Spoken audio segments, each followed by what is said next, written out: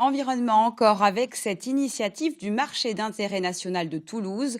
Le mine vient d'installer des ruches sur le toit des bâtiments où se vendent notamment fruits et légumes, une façon de rappeler la nécessité de protéger les abeilles à l'origine de la pollinisation de la plupart des plantes.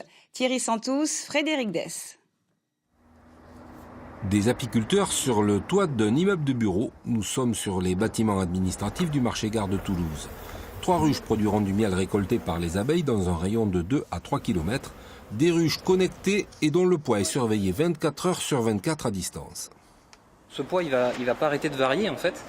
Dans la journée, le matin, on va avoir la sortie des butineuses, donc le poids va baisser. Lorsqu'elles vont revenir avec du nectar, le poids va remonter.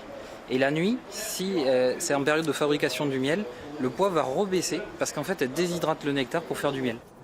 Ces données récupérées en même temps que celles de la microstation météo permettent d'étudier le comportement et la vigueur des ruches au profit des apiculteurs de Midi-Pyrénées.